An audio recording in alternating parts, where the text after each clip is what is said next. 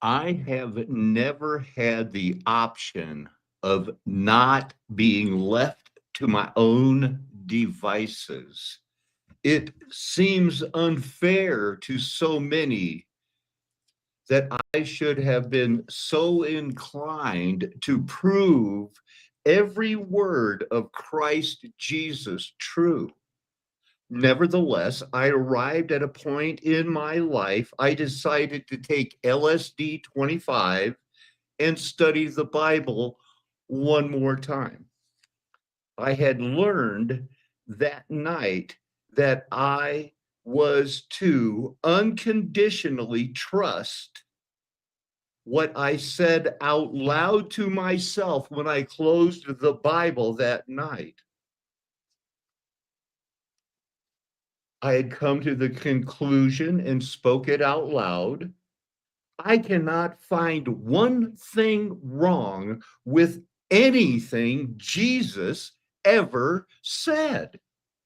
Side note, I am reminded how much I miss the friendship bread people sent me when I was kind of a thing. I watched this one video and it talked about the foundations of Charleston, Fort Sumter, where they started the fake Civil War. The foundation started with a 2.5 foot base of sand, 2 feet of brick laid below grade on top of aforementioned sand, 5 feet of brick above grade in practicality speaking, the work of keeping things on the level and above the board equals a plan of action approved by one or more humans to be transparently honest and fair. On the level means trustworthy in public and private. You see where this is going, and we could talk about that all night. Some people are called sheeple, made wise by open eyes, and they are encouraged. Some people live and train at elevated heights due to circumstances. Others train at those elevated heights for the documented benefits of being able to go down to the lowlands and kick ass. What is an acceptable level of civil disobedience? How pre planned is a spontaneous event of civil disobedience if the mindset of the individual was not groomed in some way to react?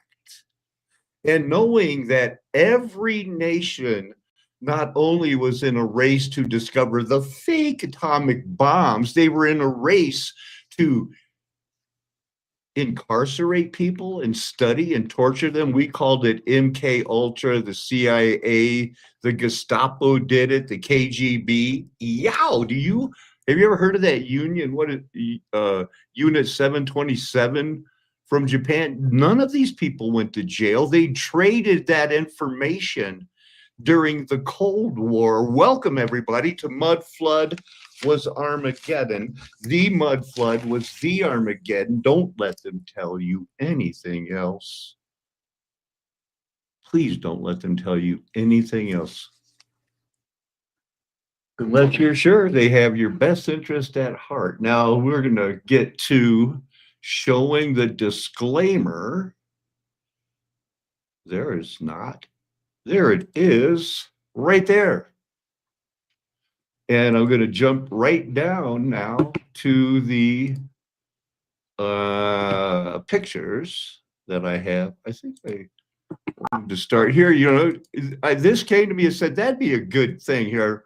We might have to look up Bologna, but let's just have it play the part of any star Fort City. Oh, I was looking up statistics and checking them here. We have a bad coach here. There he is. How bad is he? Well, Volleybox ranks him the 17,927th coach. That's from the top. 1,300 people have viewed this, 147 were looking at it. These people at Adams State that hire based on politics and DEI, they think that when I tell them, look, this guy should have never been hired. How did this happen? It's all part of proving it. They're part of that Epstein Lolita. Why did I say I was coming to Adams State? Why did I take that test and blow it away to be able to prove I'm smarter than half the students enrolled before I can get my scholarship? Little did they know I was 91% smarter. And that was taken on a bed in a motel room because they had not given me the room I was ready to pay for. And who in this world, some are made wise, others are out there trying to sell you that a clown demon told me not to talk about clown demons when I was taking mushrooms in art school managing a grocery store. You should trust me about demons and clowns and the short season. Anyway, this guy's going to take you on a little trip of Charleston. I might kind of rush through these Charleston pictures. Grim years it was when they first discovered these walls. They were eating each other or something like that. They could build these walls, but they say, oh, here's what the humans could build. All the money and the government gets together. Let's rivet together something, and they all died. It didn't work. The Huntley died.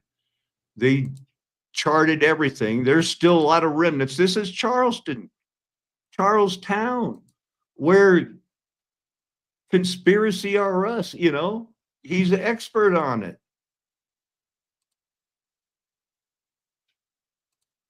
Look, Photoshop. This is Fort Sumter, start of the Civil War. They ended up finishing it off. It's the world's longest siege. A close-up of it before they finished it off, I guess. They couldn't even finish it off, even though they had ships firing, blowing it up. Look at this is the ship that was going to protect that fort.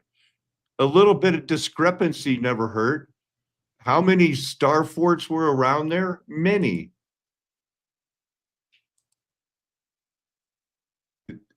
They have pictures of it complete. They surrendered it without a fight. They had a 100-gun salute to show they were surrendering. And on the 47th shot, they offered a sacrifice to the gods of whatever those Masons and Rosicrucians are into. Okay, so we'll go back to those.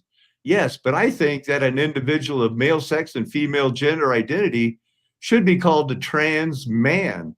This is not wrong. It's rude as what? This is a cussing movie? Look at that. I'm trying to look at that.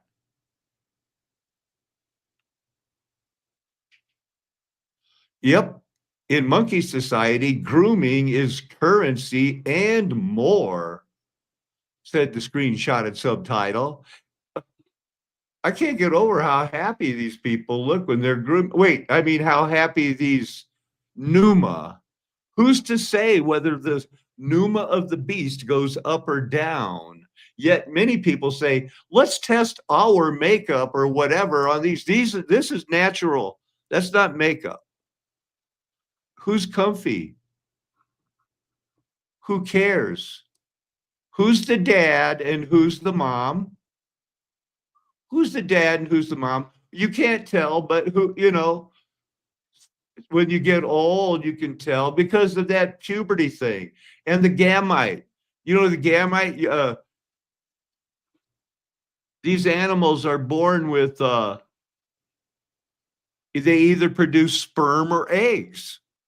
Like what God creates. You got the sperm or you got the egg in this certain types of flesh. You know what I'm saying? Hey, happy thing, you. What?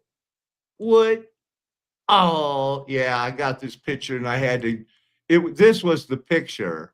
But Dad, sorry, you're just not as photogenic as the young thing that you're grooming there. Hey, we got Bible stuff coming too. History everywhere in the world thought that marriage was a man and a woman, but not, boy, they dig in. Wait till you see this. I think I have it pulled up earlier. So this guy just said, well, theirs was a major organization that just took back 800 trophies from men that were pretending to be women. The girl with the beret said, no way, that didn't happen. And so, boom, instant fact check. The UN reported in 2024, stated 600 female athletes, but they still called them female, have lost more than 890 medals in 29 different sports. The August 2024 report also stated the replacement of the female sports category with the mixed sex. It didn't say it's mixed sex. Male and female is mixed sex, has resulted, well, it hurts the women. Increasing number of female athletes losing opportunities. She didn't care. She said, no, the trans people deserved it. After she said it didn't happen. They didn't get it. North Pole, North Pole. This is from the Wild Dog, a Crazy World thing. And it's blood, hypersailing. If they're saying that this is hypersailing, was there a star fort underneath there and the people got killed, and every now and then hypersailing water, it's blood, right? That's what he asked. And it's called Blood Falls. They think it comes from a subglacial ecosystem. And look at that. I never saw this one before. That's interesting, huh? What would this be? Hudson Bay? There was a time when magnetic north was there. Now it's not. It's on the wandering, moving, jumping around thing. I hope I was sharing the screen. No complaints so far. I had to search, can Bologna be full of itself? I know it's Bologna. There, we'll look at it. Show us some mud floody Star Fort baby stuff. Ooh, look at that one. Ooh, Zeus or Neptune. Towers everywhere in Bologna. Look at that. I wonder if they, in the Bible, it talks about how they tore it down and then they build it back up on the foundations a little bit, something like that, maybe. We're only 4 out of 45, which tells me we are not going to have, we don't need to look at them all. Hey, let's visit the Star Fort. Okay. Wow, you get to go all the way to the top. That's pretty cool. Thought I saw one person living on the edge. Look at that. Look at that. I did see a person living on the edge. Bologna, everyone. Thank you, Mudflood. Was Armageddon? No. Or maybe.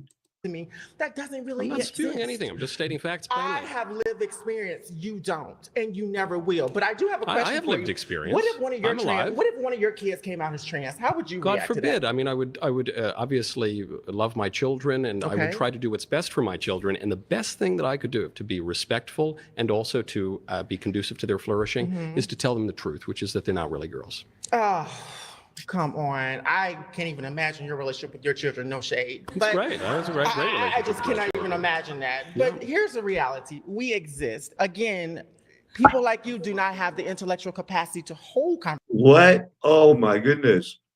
And the cross-sex or the puberty blockers for children, because there was the Cass review of the transgender You studies. walked into my trap, Michael. Okay. I learned about the Cass review. The Cass review was done by Dr. Hillary Cass, a pediatrician, on behalf of the NHS. Yep.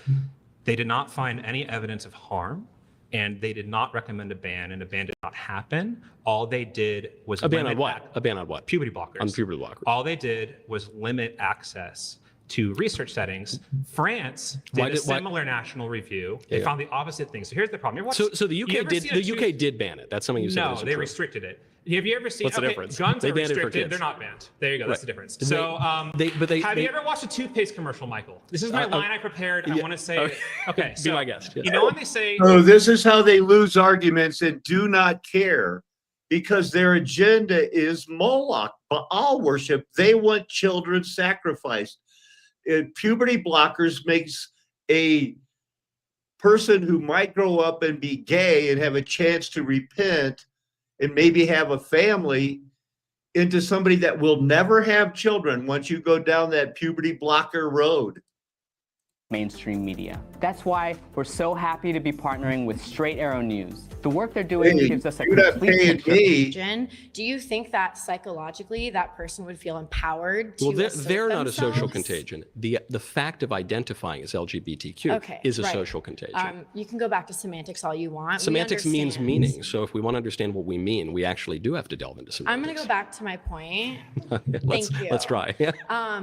If someone is surrounded by people like you who are saying that their identity is invalid, that their existence isn't valid, that their marriages I are wouldn't not say they're valid. existing. What we're saying is that you were born able to produce sperm or eggs. That can never be changed. You can be gay all you want. It's not wise according to the Bible, but you cannot convince me that you're a woman if you were born producing sperm. Boom, period, exclamation point. I'll keep that up in case we need another laugh. Side effects which are continuing this. So this is RJ wanted everybody to see this before tomorrow morning. It's mind-blowing. Okay, this book is ridiculous when you get into it. So I'm going to show you some pictures in here, and this stuff really blew me away. And there are pictures in here that just give me the goosebumps. That's all I can say. So check this. When she put an egg in the water was imprinted with the picture of the egg. Now, when she put cubes and different objects in water, it was imprinted with those same exact thing. So water takes on anything that is placed into it, anything that's around it. The words that you say, you know, Dr. Emoto and that whole thing, like you say love and the water takes on the word love. You say hate and the water breaks down. That's exactly what's happening. And Veda Austin was discovering all of this. So next she goes into herbal remedies. So things like milk thistle, CBD, all these beautiful remedies. Check this out.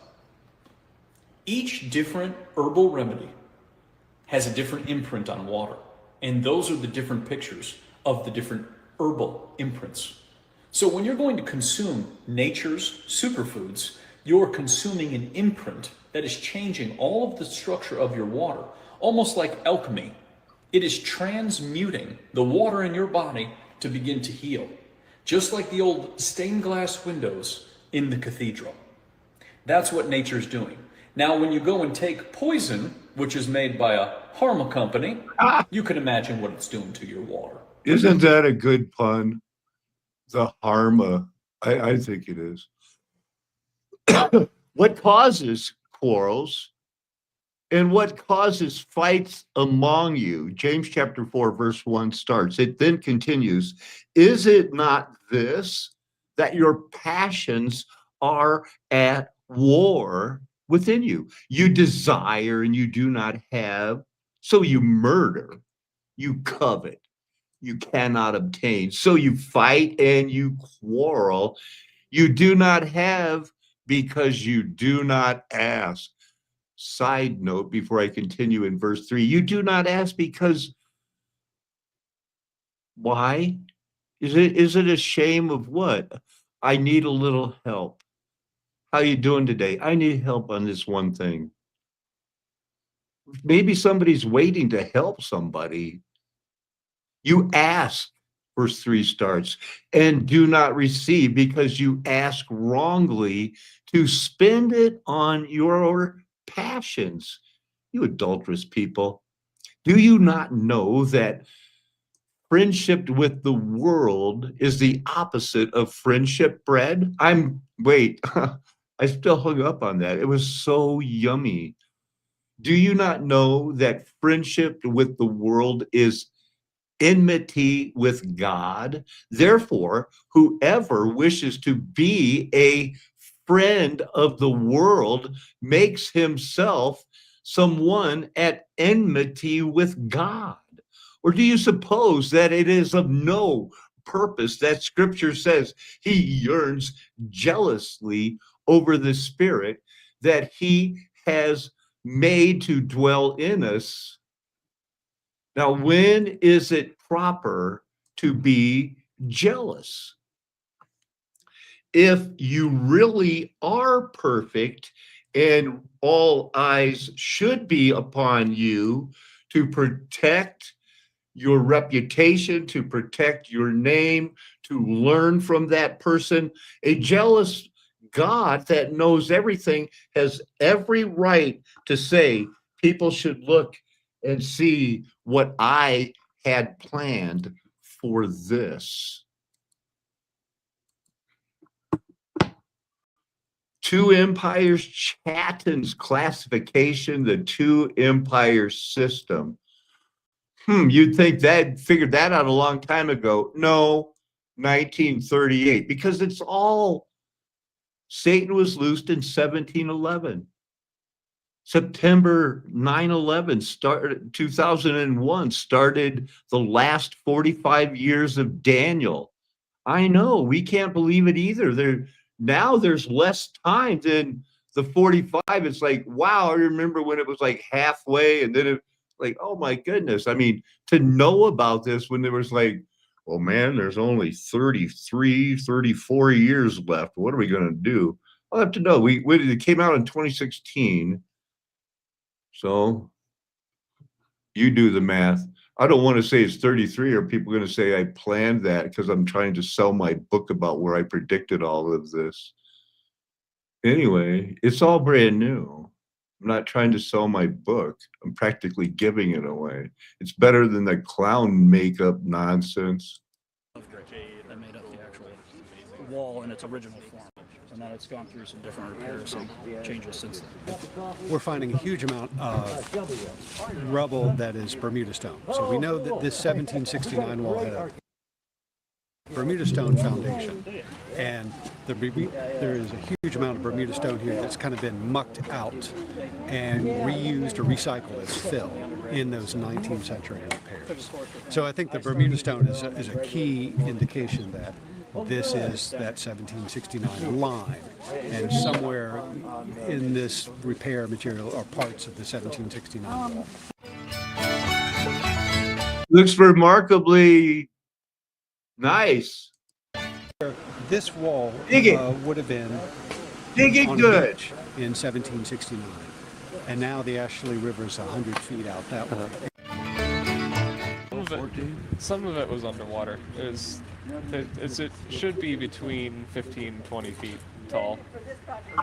And it was originally put on, this is what I do know, it was originally put on a palmetto log raft foundation and then covered with mud so it wouldn't move in the silty, swampy soil. The 1769 wall is the first.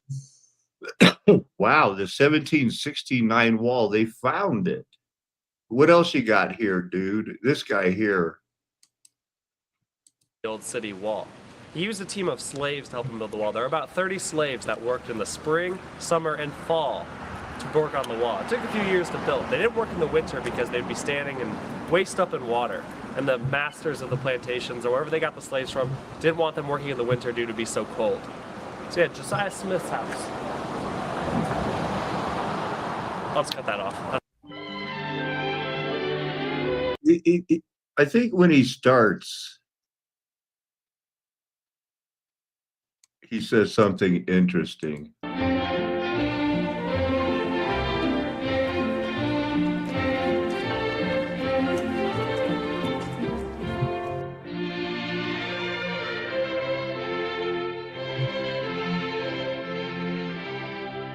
This is still the same town. It's like looking at an old We're at the home of Starford. Josiah Smith. He was one of So earlier he talks about it's built on a foundation of seashells and things, and that if another earthquake hits, is this part where he says that? actually under some of these old antebellum homes is where the old wall used to run. So under the foundation of these homes is the old wall, if you dig deep enough. This whole street actually wasn't here when the old wall was here. It was actually just ocean. It wasn't until the seawall was built where the street came to be. This is actually a bed and breakfast, not a bar. At this intersection is where the old drawbridge. I'm going to give him one more chance. This is East Battery Street, one of the most beautiful streets. All right. Well, what I was looking for him to say was that because it was built on a foundation of oyster shells and rubble, there's a lot of voids in it. And if another earthquake hits, he said it's going to liquefy. There's still a chance that there's another video pulled up about Charleston where he says that, but I find it interesting. I hope you do too. We're keeping that. We're done with this guy. What is grade? I looked it up, keep it on the level. It has to be on the level. And we know that those aqueducts measured to 0.04 grade. So, because you don't want the water rushing into your city. That would cause problems of its own. Color, the grading, civil engineering. Who mastered it? The guys that built this or the guys that had to learn how to do this so that they could excavate it and lower it gently? Look, it's time to quit pretending. I wonder what happened. Mud flood was Armageddon. Here's the other deal. You can see here is actually part of the remnants of that Half Moon battery. And when the Exchange building was Conspiracy RS, it's not that he's beating a dead horse. There is something to the Charlestown thing. constructed, it was built right on top of the foundation of the Half Moon battery. They took the gun placements out, certainly, and then built the Exchange building right on top of that. So what would you attribute the sturdiness of the building to? Well, I would attribute it to the construction design. It's referred to as Georgian Palladian, but the pillars that we have in the cellar here are all solid pillars. They provide a very sturdy foundation. Does that look easy? Or does that look hard? Remember, those people said, we don't want no taxation without representation. And in the meantime, I mean, if you look at the silversmith Paul Revere who did this thing, if you look at some of his work, that's actually like, this is real Paul Revere. Why can't he spell very well? And he's not the artist that you'd say like, wow, look at that stuff they could make back in 100 years earlier. And yet they could build this. These were their offices. And then the archways actually contribute to the strength of the building itself as well. And it survived a number of hurricanes that have been through the area, including Hugo that was here in 1989. That was the one, huh? More impressively than that, it survived an earthquake that we had back in 1886. Let's see some Fort Sumter before we look at some more Fort 4 years to the day. Sure. You know, amazingly, the Charleston area was under siege for a year and a half. But it wasn't the siege that brought the Confederate flag down here. It was something totally different. It's the huge army of General William Tecumseh Sherman that had been done with Georgia, leaving Savannah, and now moving through South Carolina. This huge army is moving west of the city, basically cutting Charleston off from the rest of the world. The remnant of the Confederate Army that was left here realized that they didn't have any options. So with the coastline still open all the way to North Carolina, on the night of February 17th, the last of the Confederate Army abandoned the Charleston area, which was a very hard, heartbreaking decision to do, to abandon Charleston, the city known as the cradle of secession. So the very next day, Union troops started to walk right in at their leisure. Stars and Stripes goes up, and the Civil War is basically over. And once again, they had a few battles where they did that, charge the beach. And remember that D-Day, 6th of June invasion, there was only one beach that really encountered any trouble because only one beach was being guarded by prisoners, and when they ran out of ammo, they just got executed by the Americans. This is all fake history to cover up mud flood was Armageddon, and you need to just stop and realize we're under judgment. What does judgment bring, says the prophets, all of them, not only me. Plague, famine, and pestilence, come on. Animals, but we can't. And because we can't, we're underutilizing those resources. And why can't we import them? There's a tariff. We cannot utilize our country to its full potential because of a political decision made by people who are not well informed on this industry. And because we are consuming our own domestic herd at an unsustainable rate, the price at the grocery store is going to continue to increase. And yeah, I guess the rancher might see some higher wages out of this, but in the long term, that won't be the case because eventually the entire industry will collapse. So we need to import animals in order to allow domestic producers to increase their animal herds. But that can't happen because of all of the economic decisions that have been taken out of the farmers' hands. And what is the government's plan here? Do they have a plan to rebuild the herds? Nope. They have a plan and they do it all the time. If you don't know, look up on the search engine of your choice, the Granger movement. It always comes down to we can't keep producing at wartime levels, and we need more livestock. So they say that hasn't been enhanced with the GMO robot. Nothing posted on the USDA website about it. Do they have like targeted goals? Anything in mind of what they want to do, how they plan to do it, how they plan to pay for it, how they plan to get ranchers to sign off on any of this? And if the ranchers don't increase their herds, then the farmer is going to lose money because there'll be nothing to eat our grain, because we also can't export it to the animals overseas because, again, there's a trade war, which we started. None of this makes any sense. It's always important to remember, farmers are price takers.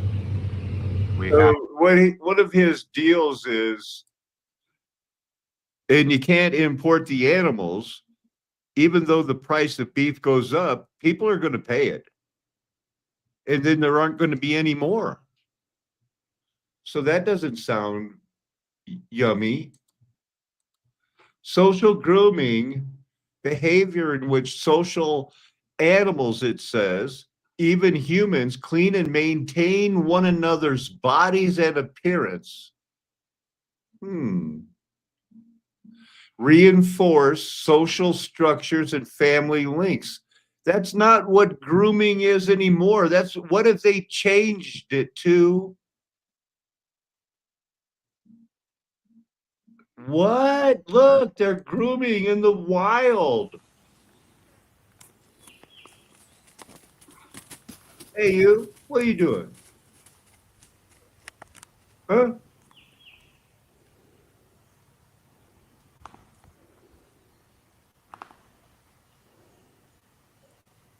He's hiding. That's not grooming, that's hiding. Man, don't tell me you're going to show me some grooming and show me it bathing. I don't want to watch the cat videos. I don't want to get labeled as that guy.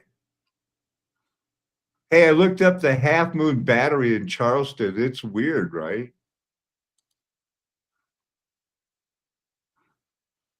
They don't know when this came out. They know it's still there, though. Part of it. They dug it out. They didn't know it was. I shouldn't say. They know it's there now. But it was like this before. Okay. And then I think I have a video or some other pictures of where it is now and you know, the whole thing, and I'm about to wrap it up, because I'm busy. So they found it underground. They cleaned it up and they made it a tourist area. This is that jail/dungeon/provost where the man takes people on tours and tell them there was no mud flood. The earth is round, and I want to go to NASA because I can get hooked up with the Go to Mars crew with Elon Musk. Yay! So here's that Half Moon battery, the old exchange. Is this an advertisement?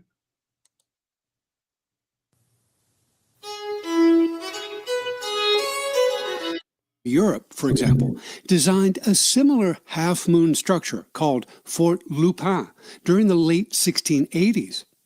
Standing on the riverbanks of Saint-Nazaire-sur-Charente, just south of La Rochelle, the semicircular shape of Fort Lupin may have been familiar to some of the French Huguenot refugees who emigrated to South Carolina during that turbulent decade. As I mentioned in episode number 98, the map of Charleston drawn in 1686 by Huguenot immigrant Jean Boyd depicts a physical mass projecting from the east end of Broad Street that we might describe as having a semicircular or half-moon shape. This feature, which Boyd did not specifically describe or identify, probably represents a combination of natural and man-made elements. That is, a naturally occurring scarp of dry land projecting slightly from the shoreline that the settlers outlined and augmented with wooden pilings driven into the mud to suit their defensive needs during the late 1670s or early 1680s. Although the demolition of this early half-moon is not recorded in any known documents, the brick semicircle erected in the 1690s occupies the same physical space as the feature depicted in Jean Boyd's map of 1686.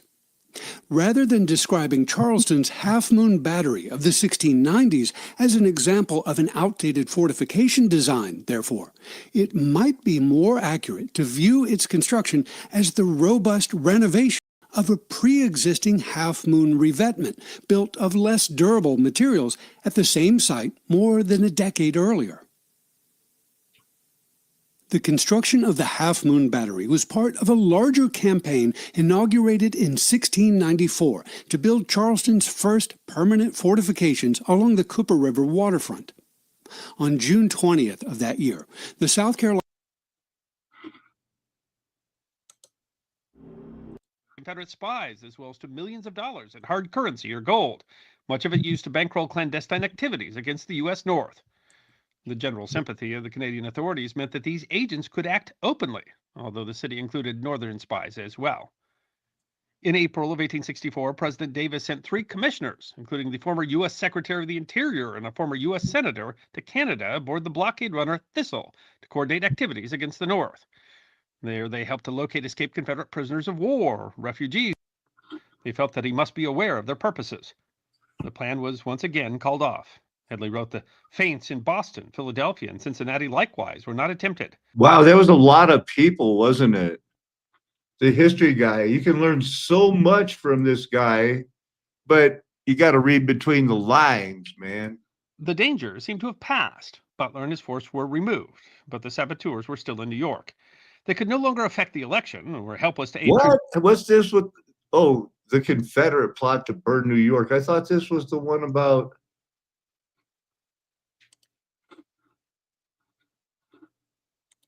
In 1792, the United States Congress passed a law that would quietly shape the next 2 centuries of global finance. It was called the Coinage Act of 1792, and on the surface it looked simple, a law to create a national mint, define the value of coins, and give a young republic its own money. But beneath the surface, this act was far more than a bureaucratic measure. It was the founding blueprint for American money, a system built on silver, gold, and trust, and the moment the U.S. decided how wealth itself would be defined. Yet, over time, the core principles of this act were forgotten, twisted, or deliberately erased. What began as a promise of honest money turned into a machine of credit, inflation, and manipulation. Picture the scene. Philadelphia, 1792. The nation was barely a decade old. George Washington sat as the first president, And Alexander Hamilton. He's going to break this down for a minute. Go.